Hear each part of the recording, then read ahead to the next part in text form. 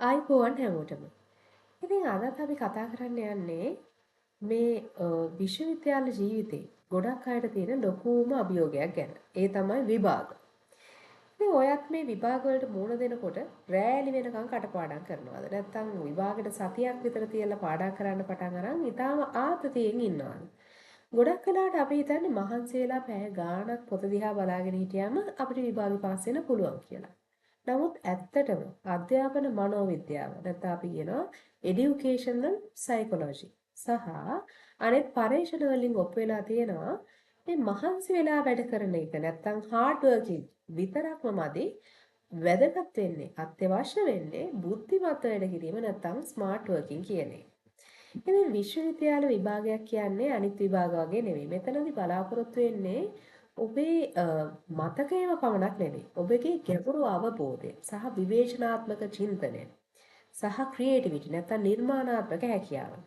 ඉතින් ඒ නිසා අද වීඩියෝ එකෙන් ලෝකයේ පිළිගත් පර්යේෂණ සහ ජර්නල් ඇසුරෙන් සොයාගත්ත විශ්වවිද්‍යාල විභාග ඉහළින්ම සමත් වෙන්න පුළුවන් විද්‍යාත්මක ක්‍රම 7ක් ගැන මම ඔබට කියලා දෙනවා. මේ ක්‍රම ඔබේ ලෙක්චර් නෝට්ස් කටපාඩම් කරනවට වඩා ගොඩක් එහාට ගියපු සාර්ථක ක්‍රමවේදයක්. එහෙනම් අපි පටන් ගනිමු. ඉතින් ඔබ දන්නවා මම ඕතියෙන් විශ්වවිද්‍යාල ජ්‍යෙෂ්ඨ කතිකාචාර්යනියක්. මගේ channel එකේ අරමුණ තමයි මම දන්න දේ අපේ අනාගත පරපුරේ අභිවෘද්ධිය වෙනුවෙන් ඔබ සමග බෙදා හදා ගැනීම. පළවෙනි ක්‍රමය තමයි උපාය මාර්ගික සැලසුම් කරන එක. අපි නැත්තම් ඒකට කියනවා strategic planning කියලා. මේක නිකන් ටයිම් ටේබල් එකක් නෙවෙයි. සමහර අය කරන්නේ කාලසටහනක් හදනවා. 8 ඉඳන් 10 වෙනකම් මම මේ විෂය පාඩම් කරනවා 10 ඉඳන් 12 වෙනකම් අර විෂය පාඩම් කරනවා. නමුත් මේක විශ්වවිද්‍යාල මට්ටමේදී සාර්ථක නැහැ. ඔබ මුලින්ම කරන්න ඕනේ ඔබේ විෂය නිර්දේශය සහ ඉගෙනුම් ඵල නැත්නම් අපි කියනවා learning outcomes හොඳට අවබෝධ කරගන්න එක. ඒක හොඳට කියවන්න සහ හොඳින් අවබෝධ කරගන්න. ඒ අනුව ඉන්පස්සේ ඔබ බලන්න ඔබගේ කතිකාචාර්යවරයා වැඩිපුරම බර තියලා උගන්වපු කොටස් මොනවද කියන එක. දැන් පසුගිය වසරවල වැඩිපුරම ප්‍රශ්න ඇවිල්ලා තියෙන්නේ මොන කොටස් වලින්ද කියලා බලන එකක්. ඒකට එක ක්‍රමයක්. දැන් මේකෙදි අපිට කියලා තියෙනවා Pareto principle කියන ක්‍රමය. ඒකෙදි කියන්නේ 80-20 නීතිය කියලා. මේකෙදි කියන්නේ ඔබගේ විෂය කරුණු වලින් 120ක් තමයි ඔබගේ විභාග ලකුණු වලින් 80%කටම දායක වෙන්නේ. ඒ නිසා ඔබ කරන්න ඕනේ මේ learning outcomes හොඳට අවබෝධ කරගෙන අන්නේ 120 මොනවද කියන එක හොඳින් අවබෝධ කරගන්න එක. ඉතින් සැලැස්ම හදද්දී පාඩම් කරනවා කියලා ලියා ගන්න එපා. ඒක අපි පාඩම් කිරීම මෙතනදී විතරක් මෙතනට වැදගත් වෙන්නේ නැහැ. අඩුම තරමේ ඔබ යම්කිසි නිශ්චිත ඉලක්කයක් නැත්නම් අපි ස්පෙસિෆික් ගෝල් එකක් තියාගන්න ඔබ කරන දේ සම්බන්ධයෙන්. මම මෙන්න මේ ලෙක්චර් නෝට් එකෙන් ප්‍රශ්න 5කට උත්තර ලියනවා. ඉතින් එතන ස්පෙસિෆික් ගෝල් එකක් තියෙනවා. ඔබ ඒ ලෙක්චර් නෝට් එක කියවලා අවබෝධ කරගෙන ඒකට ප්‍රශ්න 5කට උත්තරත් ලියනවා. ඉතින් ඒක ඔබගේ මතකයට යන ප්‍රමාණය වැඩි. ඊට පස්සේ අපි කතා කරනවා මේ ක්‍රියාකාරී මතකය අවදි කිරීම ගැන. active recall. මේක මම කලින් වීඩියෝ එකකත් කතා කරලා තියෙනවා. අපි මේ නිකන් passive review වගේ දේවල් කරන එක ඇත්තටම එච්චරම ප්‍රායෝගික නැහැ. මේ active recall නැත්නම් ක්‍රියාකාරීව මතකය අවබෝධ කිරීම තමයි අපිට අපේ long term memory එක වඩාත් හොඳින් පවත්වා ගන්න උදව් වෙන්නේ. අපි ගොඩක් වෙලාවට පුරුදු වෙලා තින්නේ මේ notes නැවත නැවත කියවන්න වගේ නැත්නම් highlight කරන්න වගේ passive reviews වලටනේ. නමුත් විද්‍යාඥයන් කියනවා මේක ඊටාම අකාර්යක්ෂමයි කියලා. මොකද එතනදී ඔබේ මොළයට ලොකු බලපෑමක් ඒකෙන් දැනෙන්නේ නැහැ. නමුත් active recall කියන්නේ ඔබ යමක් ඉගෙන ගත්තට පස්සේ පොත වහලා මම මොනවද ඉගෙන ගත්තේ නැත්නම් මම මොනවද පාඩම් කළේ කියන එක ඔබේ මොළෙන්ම ප්‍රශ්න කරමින් කරුණු එළියට ගන්න උත්සාහ කරන එක. එතනදී ඔබේ මොළයට ඔබ කරන බලපෑම වැඩි. ඉතින් පරිච්ඡේදයක් කියවලා පොත වහලා මතක තියෙන දේවල් කොලයක ලියන්න. කටින් කියන්න. මේක නිකන් මනසින් මතක් කරනවට වඩා වැදගත් මේ කොලයක ලිවීම සහ කටින් කියවීම. මොකද අපේ වචන සහ අතින් ලියන එක අපේ මොළයත් සමග කෙලින්ම සම්බන්ධ වෙනවා. ඒක ඔබට පුළුවන් ෆ්ලෑෂ් කාඩ්ස් හදන්න. එක පැත්තක ඒ පරිච්ඡේදයෙන් ප්‍රශ්නයක් ලියනවා අනිත් පැත්තේ පිළිතුර ලියනවා. ඒ වගේ ෆ්ලෑෂ් කාඩ්ස් හදාගත හැකියි. ඒකම ලෙක්චර් එක ඉවර වෙච්ච ගමන් පුළුවන් තරම් try කරන්න ඔබගේ මිතුරෙකුට නැත්නම් ඔබටම හරි ඒකේ සාරාංශය කියන්න. ඉතින් ඔබට කරුණු මතක් කරගන්න එක සැරේම අමාරුයි වගේ දැනෙන්න පුළුවන්. නමුත් ඒකෙදි ඔබේ මොළය දැඩි වෙහෙසක් දරනවා ඔබට ඒ කරුණු මතක් කරලා දෙන්න. අන්න ඒ දේ තමයි ඔබගේ long term memory එක නැත්නම් ඔබගේ මතකයේ තැම්පත් වීම වැඩි කරන්නේ. තුන්වෙනියට අපි කතා කරනවා මේ කාල පරාසයන් සහිත පුනරීක්ෂණය ගැන. නැත්නම් අපි ඒකට කියනවා spaced repetition. දැන් අද පාඩම් කරපු දෙයක් සතියකින් ආයෙ බැලුවේ නැත්නම් මොකද වෙන්නේ? ඔබ විභාගයට යනකොට ඒකෙන් භාගයක් අමතක වෙලා. සමහර වෙලාවට සම්පූර්ණයෙන්ම අමතක වෙලා. මේකට කියන්නේ අපි forgetting curve එක කියලා. මේක අපි දන්නවා සාමාන්‍යයෙන් ඕනම දෙයක් අපිට අද පාඩම් කළාට ඒක දිගට මතක හිටින්නේ නැහැ ඒක පාඩම් කළයි කියලා. මේකට විසඳුම තමයි ස්පේස් රෙපිටිෂන්. ඒ කියන්නේ එකම පාඩම එක දිගට පැය 5ක් විතර බලනවට වඩා ඒක කොටස් වශයෙන් දින කිහිපයක් පුරා බෙදා හැරලා නැවත නැවත මතක් කිරීම. උදාහරණයක් විදිහට අද උගන්වපු පාඩම අද රෑ ඇක්ටිව් රිකෝල් පාවිච්චි කරලා බලන්න. ඊට පස්සේ දවස් දෙකකින් ආයෙ බලන්න. ඊට පස්සේ සතියකින් ආයෙ බලන්න. මාසෙකින් ආයෙ බලන්න. ඉන් පස්සේ ඔබට විභාගයට යනකොට ආපහු බලත හැකියි. ඉතින් මේ විදිහට කාල පරාසයන් තියලා මතක් කරනකොට ඔබේ මොළයට ඒ තොරතුරු අමතක වෙන්න යනකොටම ඒවා ඔබ නැවත මතක් කර දීමක් සිදු කරනවා. මේකෙන් ඔබේ ඒ තොරතුරු මේ දිගු කාලීන මතකයට නැත්නම් long term memory එකට යනවා. ඉතින් විභාගයට යන්න කලින් දවසේ රෑ එළි වෙනකම් පාඩම් කරනවට වඩා මේ ක්‍රමය 100,000 ගුණයක් සාර්ථකයි. හතරවෙනියට අපි කතා කරනවා මේ ගැඹුරු අවබෝධය සඳහා ෆයින්මන් තාක්ෂණය පාවිච්චි කරන්නේ කොහොමද කියලා. නැත්නම් අපි ඒකට කියනවා ෆයින්මන් ටෙක්නික් කියලා. මේ ෆයින්මන් තාක්ෂණයේදී ඇතර මේක හඳුන්වා දුන්නේ භෞතික විද්‍යාඥ රිචඩ් ෆයින්මන් කියන විද්‍යාඥයා, ලෝක ප්‍රසිද්ධ විද්‍යාඥයා. ඔහු කියලා තිනවා ඔබ මුලින්ම කරන්න ඕනේ ඔබට ඉගෙන ගන්න අවශ්‍ය සංකල්පය තෝරගන්න එක. නැත්නම් අපි ඒ යම්කිසි පරිච්ඡේදයක් බැලුවා කියමුකෝ. අපි යම්කිසි දෙයක් තෝරගත්තා. මම මේ ලෙක්චර් නෝට් එක නැත්නම් මේ ලෙසන් එක අද පාඩම් කරනවා. මම ඒක ඇක්ටිව් රිකෝල් කරලා මතක තියාගන්නවායි කියලා. ඉන් පස්සේ ඔබ හිතන්න ඔබට තියෙනවා මේක අවුරුදු 5ක කුඩා දරුවෙකුට කියලා දෙන්න කියලා. දැන් එතනදී ඔබ ඔබේ විශ්වවිද්‍යාල ලෙක්චර් නෝට් එකේ මේ විදිහටම කුඩා දරුවෙකුට අවුරුදු 5ක ළමයෙකුට කිව්වොත් ඒ ළමයාට කිසිම දෙයක් තේරෙන්නේ නැහැනේ. ඒ සඳහා ඔබ ඒක අවබෝධ කරගන්න ඕනේ. ඔබ හොඳින් අවබෝධ කරගෙන ඉන්න ඕනේ මේක සරල භාෂාවෙන් මේ නිකම් පාරිභාෂික වචන ජාගන්ස් නැතුව මේ දරුවට කියලා දෙන්න. ඉතින් හොඳින් අවබෝධ කරගෙන ඔබ අවුරුදු 5ක දරුවෙකුට කියලා දෙනවයි කියලා හිතාගෙන ඒ විදිහට කොලයක ලියන්න. එතනදී ඔබට යම්කිසි තැනක් පැහැදිලි කරන්න අමාරු නම් පැටලෙන තැන් තියෙනවා නම් අන්න එතන තමයි ඔබගේ දැනුමේ හිඩැස් තියෙන්නේ. ඉතින් ඔබට පුළුවන් මේකෙන් අඳුරගන්න ඔබේ දැනුමේ හිඩැස් තියෙන තැන්. නැවතත් පොත්පත් පරිශීලනය කරලා ඒ හිඩැස් පුරව ගන්න. ඉතින් ඔබට යමක් සරලව කාට හරි කියලා දෙන්න බැරි නම් ඒකෙන් අදහස් වෙන්නේ ඔබට ඒ ගැන හරියටම අවබෝධයක් නැහැ කියන එක.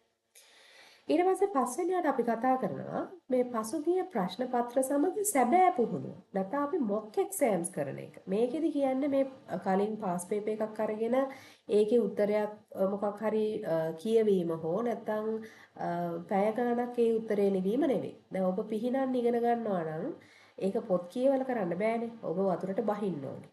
ඉතින් විභාගෙදිත් ඒ විදිහම තමයි. පසුගිය විභාග ප්‍රශ්න පත්‍ර නැත්නම් අපි කියන පාස් පේපර්ස් කරන එක අනිවාර්යයි. නමුත් ගොඩක් අය කරන්නේ ප්‍රශ්නේ බලලා උත්තරේ නෝට් එකෙන් බලලා ඒක ලියන එක. ඒක වැරදි. ඔබ සැබෑ විභාග වාතාවරණයක් නිර්මාණය කරගන්න ඕනේ. මේකට ඔරලෝසුවක් තියාගන්න, નિયમિત කාලයක් වෙන් කරගන්න, පැය දෙක නම් පැය දෙකයි, පැය තුන නම් පැය තුනයි. ඒකට ඔබට මොකක් හරි අලාම් එකක් ඒ වගේ දෙයක් තියාගන්න පුළුවන්. ඊට පස්සේ ලෙක්චර් නෝට්ස් පොත් සියල්ලම තමන් ළඟින් ඉවත් කරලා හරියටම විභාග ශාලාවේ ඉන්නවා කියලා හිතාගෙන මේ ප්‍රශ්න පත්‍රයට පිළිතුරු ලියන්න. මේකෙන් ඔබට ඔබගේ දැනුම වර්ධනය විතරක් නෙමෙයි කාල කළමනාකරණය නැත්නම් ටයිම් මැනේජ්මන්ට් පුරුදු වෙන්න පුළුවන්. ඒ එකම ප්‍රශ්න තෝරා ගන්න තියෙනවා නම් ඒ හැකියාව වර්ධනය වෙනවා. ඒ එක්කම විභාග පීඩනයට මුහුණ දෙන හැටි කලින්ම පුහුණු වෙන්න පුළුවන්. ඉතින් පස්සේ වැරදුණු තැන් පස්සේ විශ්ලේෂණය කරන්න පුළුවන්. හයවෙනියට අපි කතා කරනවා කායික සහ මානසික සුවතාව. මේක මම හැමදාම කියනවානේ. sleep and stress management. අපි හිතාගෙන ඉන්න විභාගයට කලින් දවසේ නිදාගන්නේ නැතුව කන්නේ බොන්නේ නැතුව පාඩම් කරන එක විතරක්ම කළොත් අපිට පාස් වෙන්න පුළුවන් කියලා. නමුත් ඔබගේ මොළය හරියට අධිතාක්ෂණික යන්ත්‍රයක් වගේ. ඒ හොඳින් ක්‍රියාත්මක වෙන්න නම් ඒකට නිසි විවේකය සහ පෝෂණය ඔබ ලබා දෙන්න ඕනේ.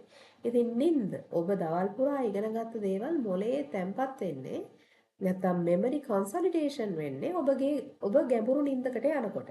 විභාගයට කලින් දවසේ අනිවාර්යයෙන්ම පැය 7ක්වත් නිදා ගන්න. නිදි මරුවොත් ඔබට මතක් කර ගැනීමේ හැකියාව නැති වෙනවා. දෙවැනි දේ තමයි මේ පොමොඩෝරෝ ටෙක්නික්. මම කලින් වීඩියෝ වලත් කතා කරලා තියෙනවා. එක දිගට පැය ගණන් පාඩම් කරන්න එපා. විනාඩි 25ක් 30ක් හොඳින් අවධානය යොමු කරලා පාඩම් කරනවා. ඊට පස්සේ විනාඩි 5ක විතර විවේකයක් ගන්න. මේකට කියන්නේ පොමොඩෝරෝ තාක්ෂණය කියලා. මේකෙන් ඔබේ අවධානය හොඳින් ඒකට රඳවා ගැනීමේ හැකියාව වැඩි වෙනවා. නැත්නම් අපි පැය 5ක් එක දිගට එකම දේ කියව හිටියොත් අපි කියවයි. නමුත් අපේ අවධානය එතන රැඳෙන්නේ නැහැ. අනිත් දේ තමයි ජලය සහ පෝෂණය. ඉතින් ඔබ හොඳින් ජලය පානය කරන්න ඕනේ.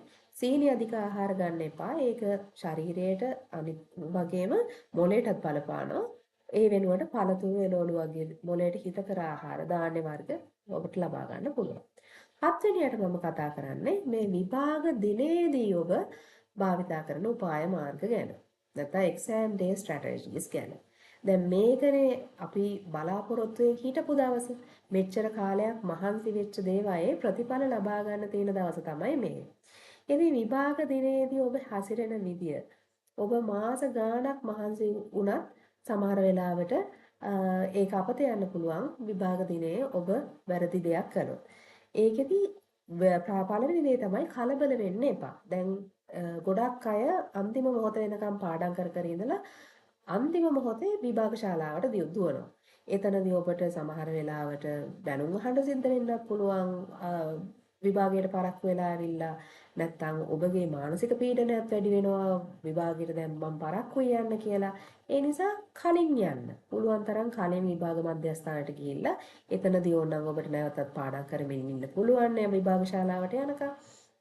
ඊට අනිත් දේ තමයි විභාග ශාලාවට ඇතුළු වුණායින් පස්සේ ප්‍රශ්න පත්‍රය ලැබුණායින් පස්සේ හොඳට ප්‍රශ්න පත්‍රය කියවන්න. දැන් අපි ගොඩාක් වෙලාවට දකින වැරද්දක් තමයි මේ දරුවන්ගේ අර කලින් පාස් පේපර්ස් වලට මොනවා හරි උත්තර ලියලා ඒව කටපාඩම් කරගෙන ඇවිල්ලා විභාගයේදී අපි දීලා තියෙන ප්‍රශ්නය භාගයට කියවලා අර කලින් පාඩම් කරපු දේ ඒ විදිහටම ලියනවා. ඒක නෙමෙයි වැදගත් වෙන්නේ. අපි බලන්නේ හොඳ අවබෝධයක් තියෙන විශ්ලේෂණාත්මක හැකියාවක් තියෙන දරුවෙක්ව මේ සමාජයට දායාද කරන්න. ඉතින් ඒ වගේ දරුවෙකුට තමයි ලකුණු දෙන්න පුළුවන්. ඉතින් ඔබ භාගයට ප්‍රශ්න පත්‍රය කියවලා වෙන මොනවා හරි ලිව්වොත් ඔබට ලකුණු දෙීමේ හැකියාවක් නැහැ. ඒ නිසා හොඳට ප්‍රශ්න පත්‍රය කියවලා අවබෝධ කරගෙන ඒකට උත්තර ලියන්න. අනිත් දේ තමයි මේ උත්තර ලියනකොටත් විශේෂයෙන් රචනා ප්‍රශ්න වල නැත්නම් essay questions වලදී ගොඩක් දරුවෝ මේ ලොකු හැල්ලක් ලියනවා පොඩි අකුරු වලින් කුරුමිණි අඩු වලින්. එහෙම ලියන්න එපා. දැන් ඔබ ජොබ් එකකට ගියත් ඔබ ව්‍යවසායකෙක් වුණත් ඔබට යම්කිසි ප්‍රොජෙක්ට් රිපෝට් එකක් වගේ දෙයක් ලියන්න දුන්නොත් ඒක නිකන් ලොකු හැල්ලක් වගේ ලිව්වොත් කාට වුණත් ඒක කියවන්න හිතෙන්නේ නැහැනේ. ඊට වඩා අපි බලාපොරොත්තු වෙන්නේ ඔබ අපි මේ දෙන දැනුම කවදා හරි භාවිත කරන කොටත් ඒක බොහොම ස්ට්‍රැටජිකලි ඒක බොහොම ස්ට්‍රක්චර් එකක් ඇතුව යම්කිසි දෙයකට භාවිත කරයි කියලා. ඒකට ඔබට පුළුවන් වෙන්න ඕනේ මේ essay question එකකදී හොඳට ඒක ඔයා ලියන උත්තරය හොඳ ස්ට්‍රක්චර් එකකට ලියන්න. මුලින්ම පොඩි ඉන්ට්‍රොඩක්ෂන් එකක් දෙනවා. හැම පොයින්ට් එකක්ම වෙන් කරලා ලියන්න. බුලට් නම්බර් 1 දැම්ම යම්කිසි ඒ අදාළ පොයින්ට් එක ලිව්වා අන්ඩර්ලයින් කළා. ඒකට අදාළ කරුණු ටික ලිව්වා. බුලට් නම්බර් 2 ඒකට අදාළ කරුණු ටික ලිව්වා. ඒ විදිහට වෙන් කරලා ලියන්න උත්සාහ කරන්න. මොකද ඒකෙන් ඔබටත් යම්කිසි වාසියක් වෙනවා. අවසානයේ ඔබට යම්කිසි දෙයක් අමතක නම් ඔබ අමතක වුණා නම් නැත්නම් මිස් වුණා නම් අර ඔක්කොම කියවන්න වෙනවා ඔබට ඒ අමතක වෙච්ච දේ මොකද්ද කියන එක මතක් කරගන්න. පස්සේ අර විදිහට හැල්ලක් වගේ ලිව්වොත්.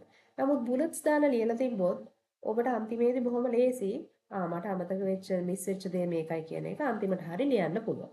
ඒකම ඔබගේ ප්‍රශ්න පත්‍රයේ නැත්නම් ආන්සර් ෂීට් එක බලන කෙනාටත් ඔබ පිළිබඳව පැහැදීමක් ඇති කරනවා. ඔබ යම්කිසි දෙයක් බොහොම පිළිවෙලකට කරන්න දන්න, හොඳින් දෙයක් ලියන්න දන්න දරුවෙක් කියන එක ඔබ ඔප්පු කිරීම මගින්. අනිත් දේ තමයි ඔබට හොඳට විශ්වාස ලේසි ප්‍රශ්න වලින් මුලින් පටන් ගන්න. මොකද ඒකෙන් අපේ ආත්ම විශ්වාසය වැඩි වෙනවා, අපේ මොළය ඒකෙන් සැටිස්ෆයි වෙනවා. එතකොට ඔබගේ කන්ෆිඩන්ස් වැඩි වෙලා ඔබට හොඳින් ලිවීමේ හැකියාව ලැබෙනවා. අනිත් එක ප්‍රශ්නයකට ගොඩාක් දේවල් දන්නවයි කියලා ඕනවට වඩා වෙලා ගන්න එපා. ලකුණු මේ ප්‍රශ්න තීන ප්‍රමාණය අනුව ඔබට ඔබ කාලය බෙදලා වෙන් කරගෙන ඒවට උත්තර ලියන්න. අනිත් ඒ තමයි අපි කෙලින්ම ලෙක්චර් නෝට් එකක තියෙන දෙයක් ඒ විදිහටම අහන්නේ නැහැ. මොකද ඒකෙන් තේරුමක් නැහැ. මොකද අපිට අවශ්‍ය නිර්මාණාත්මක දරුවෙක්. එතකොට සමහර වෙලාවට ඔබට මේ එක ප්‍රශ්නයකට උත්තර ලියන්න තැන් කිහිපයක දේවල් කම්බයින් කරලා ඒ උත්තරේ ලියන්න වෙන්න පුළුවන්. ඉතින් ඒ වගේ දෙයකදී පොඩ්ඩක් හොඳින් ප්‍රශ්න පත්‍රය හොඳට කියවලා ප්‍රශ්නය අවබෝධ කරගෙන මොන සෙක්ෂන්ස්ද මේකට අවශ්‍ය කියන එක හොඳින් මතක් කර ගැනීමත් වැදගත්. ඒකම නිර්මාණාත්මක හැකියාවත් වැදගත්. ඉතින් මේ දේවල් තමයි මට අද ඔබ සමග කතා කරන්න ඕනේ. ඉතින් විශ්වවිද්‍යාල විභාග කියන්නේ ජීවිතයේ එක කඩයිමක් විතරයි. නමුත් මේ විද්‍යාත්මක ක්‍රම 7 අනුගමනය කළොත් ඔබට විභාගාගතිය අවබෝධ කරගෙන ගැඹුරු දැනුමක් එක්කම ඉහළ ප්‍රතිඵල ලබා ගන්න පුළුවන්. මොකද ඒකයි අපි විභාගයකින් උනත් බලාපොරොත්තු වෙන දේ. විභාගයකට ලකුණු ගැනීමම නෙමෙයි, ඔබ ඒ වෙනුවෙන් යම්කිසි ගැඹුරු දැනුමක්, අවබෝධයක්, විශ්ලේෂණාත්මක හැකියාවක් ලබා ගැනීම. ඉතින් මේවා එක රැයකින් කරන්න බෑ. අද ඉඳලම පොඩි වෙනසක් පටන් ගන්න ඔබ පාඩම් කරන ක්‍රමේ. මේ වීඩියෝ එක ඔබට වැදගත් වුණා නම් ඉතින් ලයික් එකක් දාන්න, ඔබගේ අනිත් මිතුරන් සමග ෂෙයා කරගන්න. ඒ වගේම අධ්‍යාපනික සහ වටිනා වීඩියෝ ඉදිරියටත් බලන්න අපේ channel එක subscribe කරන්නත් අමතක කරන්න එපා. ඔබ සැමට ජයග්‍රාහී විභාග කාලයක් ප්‍රාර්ථනා කරනවා. ආයුබෝවන්.